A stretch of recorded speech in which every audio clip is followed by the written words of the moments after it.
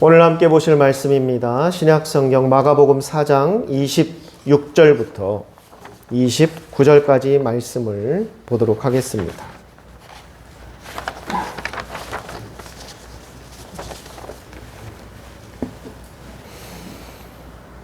마가복음 4장 26절로 29절까지 말씀을 저와 여러분이 나누어서 교독합니다. 제가 26절 말씀부터 먼저 읽겠습니다. 또 이르시되 하나님의 나라는 사람이 씨를 땅에 뿌림과 같으니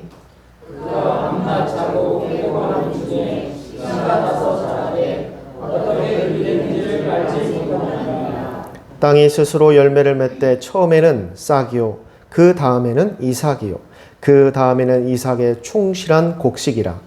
열매가 익으면 곧 낫을 내나니 이는 추수 때가 이르렀음이라. 아멘.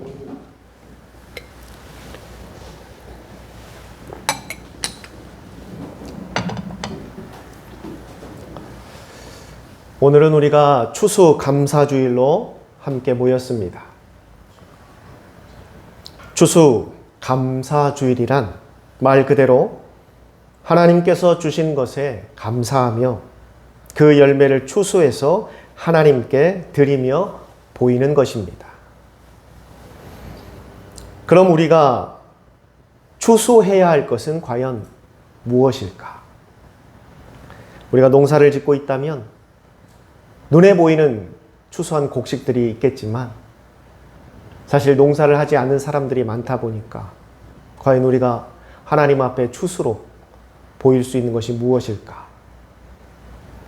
저는 그것을 첫 번째로 감사라고 생각합니다. 우리는 감사를 추수해서 하나님 앞에 드려야 할 것입니다. 어느 작은 어촌 마을에 어부들이 배를 몰고 나갔습니다. 많은 물고기를 잡기 위해 나갔는데 뜻하지 않게 큰 풍랑을 만나게 됩니다.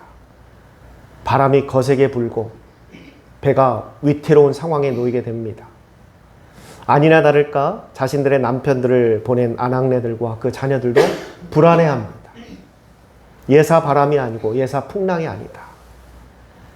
그런데 저녁이 다 되어도 그 배들이 돌아오질 않는 겁니다. 온통 세상은 어두운데 배들은 돌아올 기미가 보이지 않는 겁니다. 남편을 보낸 부인들과 아이들은 울면서 제발 무사히 남편들이 돌아오기만을 기도합니다. 그런데 그런 것을 전혀 걱정하지 않은 어린 꼬마들이 창고에서 놀다 그만 창고에 초가 떨어져 불이 나버렸습니다.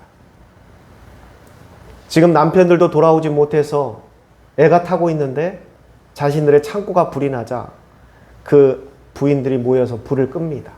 그런데 지금 바람이 너무 거세게 불어서 도통 불이 꺼지질 않습니다. 그리고 옆에 있는 집에까지 불이 옮겨 붙을 그런 상황에 놓여 있습니다. 모두 주저앉습니다. 남편도 이 풍랑 가운데 지금 생사를 알 수 없는데 우리들의 곡식 창고마저 이렇게 다 불바다가 되고 있으니 이건 도대체 우리 보고 어떻게 하라는 거냐. 모두가 자포자기하면서 웁니다. 그런데 어디선가 갑자기 환호 소리가 들립니다. 저 멀리서 고기를 잡으러 갔던 자신들의 남편들이 돌아오고 있는 겁니다. 너무나 감사했습니다. 그래서 허겁지겁 뛰어나가서 얼싸안고 웁니다. 죽은 줄로만 알았다고. 그런데 이렇게 살아 돌아와서 너무나 고맙다고. 그러자 그 배들을 이끌고 갔던 그 대표가 이렇게 말합니다. 누가 우리에게 갈 길을 보이라고 불을 지폈냐고. 처가 없었으면 우리가 못 찾았을 거라고. 바다 한가운데서 바람은 불고 어둡고 지금 우리가 어디에 놓여 있는지도 모르는데 어디선가 환한 불빛이 비춰서 아 저곳이구나 생각하고 배를 몰고 왔다라는 겁니다. 그때 났던 그 불을 보고 그 어부들이 돌아올 수 있었던 것입니다. 왜 불이 나야 했는지, 왜 풍랑은 그렇게 불어야 했는지, 왜 우리는 손해를 봐야 하는지, 또 왜 나는 병들어야 하는지, 또 왜 나는 이런 고난을 겪어야 하는지, 우리는 그 이유를 모릅니다. 하지만 그 고난 앞에 사람들은 대부분 원망하고 불평하고 분노합니다. 그러나 하나님은 우리에게 분명히 말씀하고 있습니다. 우리 삶에 고난이 왔을 때 바로 그때 하나님을 바라보라고. 어떠한 상황 속에서도 살아계신 하나님의 인도하심과 그 도우심이 우리 삶 가운데 분명히 있다라는 것을 믿으라고 말씀하고 있습니다. 그래서 얼마나 감사할 수 있는가가 바로 그 사람의 믿음의 척도입니다. 살아계신 주님을 끝까지 신뢰할 수 있다면 그 삶은 늘 감사가 넘치는 삶이 되는 것입니다. 고난과 환난 가운데서도 그 주님의 뜻이 분명히 있다고 믿으시기 바랍니다. 성도 여러분, 그래서 믿음이 곧 감사이고 감사가 곧 믿음인 것입니다. 우리는 이러한 믿음을, 바로 이러한 감사를 추수해서 하나님 앞에 드려야 할 것입니다. 두 번째로 우리가 추수해야 될 것은 바로 우리 믿음의 성장입니다. 교회 앞에 감나무가 이제 그 자신의 감을 다 우리에게 주고 이제는 그 이파리만 떨어뜨리고 있습니다. 매일 저희도 지금 감을 하나씩 먹고 있는데 너무나 맛있습니다. 너무나 달고 감도 크고. 그런데 이제 감나무가 감을 다 주고 나니까 매일같이 감나무 잎을 떨어뜨리고 있습니다. 제가 교회 올 때마다 쓸고 있는데도 여지없이 또 쓴 만큼 떨어뜨립니다. 그래서 오늘도 와가지고 가장 먼저 한 게 감나무 잎을 쓸었습니다. 겨울이 다가오면 나무들은 어김없이 그 잎사귀를 떨어뜨립니다. 우리는 그것을 낙엽이라고 부릅니다. 나무가 이처럼 그 잎사귀를 떨어뜨리는 것은 그 나무 안에 있는 그 수분을 지키며 혹독한 겨울을 버티고 살기 위한 생존 수단입니다. 그 잎을 떨어뜨려야만 수분을 보존시킬 수 있기 때문에. 그 몸에서 잎사귀를 떨어뜨리는 것은 매우 고통스러운 일입니다. 그러나 나무가 살기 위해서는 그 잎을 다 떨어뜨려야 합니다. 그리고 그 겨울을 버티고 나면 나무는 또 한 겹의 나이테를 얻게 됩니다. 나무는 그렇게 성장하고 있습니다. 성도 여러분, 우리도 마찬가지입니다. 우리의 믿음과 신앙을 위해서 우리 또한 고통이 따르지만 버려야 할 것은 버리고 포기해야 할 것은 포기해야 합니다. 그래야 우리의 믿음의 나이테를 갖게 되는 것이고 그만큼 우리의 믿음도 성장해 가는 것입니다. 우리가 하나님 앞에 내 믿음이 얼만큼 성장했는지를 추수해서 보여야 할 것입니다. 마지막으로 우리가 추수해야 될 것은 바로 영혼의 추수입니다. 오늘 본문 26절에서 하나님의 나라는 사람이 땅에 씨를 뿌림과 같다라고 비유로 말하고 있습니다. 이게 무슨 말인가? 그것은 하나님의 나라는 구원받은 사람이 세상에 복음의 씨를 뿌리는 것과 같다라고 말하고 있는 것입니다. 그럼 여기에서 말하는 복음의 씨는 무엇인가? 바로 예수 그리스도입니다. 예수님께서 나의 모든 죄를 짊어지시고 십자가에 달려 죽으시고 나를 위하여 3일 만에 부활하셔 우리에게 천국의 소망을 주신 것. 바로 그게 복음의 씨앗입니다. 그럼 그 씨를 뿌려야 할 사람은 누구인가? 그것은 바로 구원받은 저와 여러분입니다. 또한 주님은 말씀하십니다. 심는 것은 우리가 하는 것이지만 그것을 자라게 하시는 것은 하나님께서 하신다라고 분명히 말씀하고 있습니다. 심고 가꾸는 것은 우리가 할 수 있지만 그것을 자라게 하는 것은 결국 하나님의 몫이라고 말하고 있는 것입니다. 그러니 우리는 그 자라는 것을 걱정하지 말고 계속해서 그 복음의 씨를 뿌려야 할 것입니다. 자라게 하고 열매를 맺게 하는 것은 하나님께서 하실 일입니다. 사랑하는 성도 여러분, 오늘 주님께서는 본문 29절에 이렇게 말씀하고 있습니다. 열매가 익으면 곧 낫을 대나니 이는 추수 때가 이르렀음이라. 여기에는 우리에게 중요한 단어와 또한 주님께 중요한 단어가 나누어져 나오고 있습니다. 이 한 문장에 우리에게 중요한 단어가 있고 주님께 중요한 단어가 있다라는 겁니다. 그럼 우리에게 중요한 단어는 무엇인가?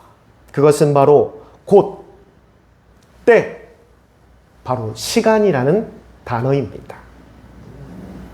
그리고 주님 앞에 중요한 단어는 헬라어로 파라도이, 열매가 익었다. 아포스텔레이토 드레파노, 낫을 된다 입니다. 지금 예수님께 중요한 것은 누가 익은 열매인가입니다. 그리고 우리에게 중요한 것은 주님께서 낫을 들어 추수할 때가 언제인가입니다.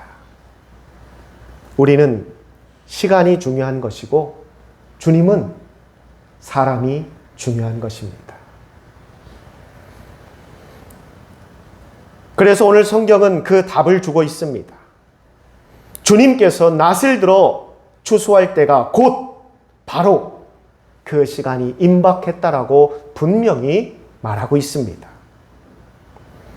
그런데 우리는 어쩌면 그 주님께서 재림하신 날이 50년 후가 되지 않을까, 또는 100년 후가 되지 않을까, 아니면 내가 살 수 있는 날을 다 살고 내가 하고 싶은 것을 다 하고 내가 즐길 것을 다 즐긴 이후에 내가 죽고 나서 예수님께서 오시지 않을까, 이러한 기대들을 합니다. 그러나 주님은 분명히 말씀하셨습니다. 우리가 오늘은 절대 아닐 거라고, 오늘은 분명히 예수님의 재림이 없을 거라고 여기는 바로 그날 주님께서 도적과 같이 추수하러 오시겠다라고 분명히 말씀하셨습니다. 성도 여러분, 주님께서 다시 오실 그 시간과 그 때는 우리가 정할 수도 없고 또한 우리가 마음대로 바꿀 수도 없습니다. 이미 그 시간과 때는 하나님께서 정하셨고, 그리고 그 시간과 때는 분명히 우리에게 찾아옵니다. 이처럼 우리에게 중요한 그 시간을 우리가 마음대로 바꿀 수 없지만 우리가 할 수 있는 것은 바로 주님이 찾는 익은 열매, 그 사람이 되는 것은 우리가 충분히 할 수 있습니다. 우리는 삶을 통해 화려한 꽃을 피우기를 소망합니다. 세상 사람들은 그 꽃을 성공이라고 말하고 출세라고 말하고 또한 부자라고 부르기도 합니다. 우리는 삶에서 그 꽃을 피워보려고 최선을 다합니다. 그러나 주님은 우리에게 분명히 말씀하십니다. 주님께서 보고자 하시는 것은 그 화려한 꽃이 아니라 그 꽃이 떨어진 자리에 열리게 되는 열매를 보고자 하시는 것입니다. 주님께서 추수할 수 있는 열매가 되는 것. 어쩌면 그것이 바로 추수감사주의를 맞이하는 바로 저와 여러분의 모습이 아닌가 저는 다시 한번 생각해 봅니다. 그러니 우리 모두 주님께서 찾는 그 익은 열매가 되기 위해서 이제부터 우리는 감사의 삶을, 그리고 믿음이 성장해 가는 삶을, 그리고 복음을 전하는 삶을 살아갑시다. 그리하여 우리 모두 주님의 때, 그 주님의 시간, 그 마지막 때에 주님께서 찾는 열매들이 되시기를 주님의 이름으로 축원합니다. 기도하겠습니다. 귀하신 아버지 하나님, 오늘은 추수감사주일로 저희들이 함께 모여 하나님 앞에 특별한 예배로 영광을 돌리고 있습니다. 우리가 오늘 예배를 추수감사주일이라고 부르고 있는데 과연 우리는 오늘 무엇을 추수하여 하나님 앞에 드리고 있는지 돌아보게 하여 주시옵소서. 오늘 성경은 우리에게 분명히 말하고 있습니다. 너희의 삶 가운데 감사를 추수하라고, 믿음이 성장했음을 추수하라고, 그리고 영혼을 추수하여 주님 앞에 드리라고 말하고 있습니다. 그리고 주님은 바로 그 익은 열매들을 보고자 하신다고 말씀하고 있습니다. 우리 모든 성도들이 이제부터 내가 주님 앞에 추수해야 되는 것이 무엇인지를 바로 깨달아 저들 이제 앞으로 감사를 추수하고 믿음의 성장을 추수하고 영혼을 추수하여 다음 추수감사주일에는 주님 앞에 그 열매들을 드리는 우리 모두가 될 수 있도록 인도하여 주시옵소서. 세상은 끊임없이 화려한 꽃만을 피우라고 말하고 있습니다. 그러나 우리는 그 말에 현혹되지 않고 주님께서 찾으시는 열매들이 되고자 살아가는 우리 양일 침례교의 모든 성도들이 될 수 있도록 하나님 인도하여 주시옵소서. 이 모든 것 살아계신 예수님의 이름으로 감사하며 기도드리옵니다. 아멘.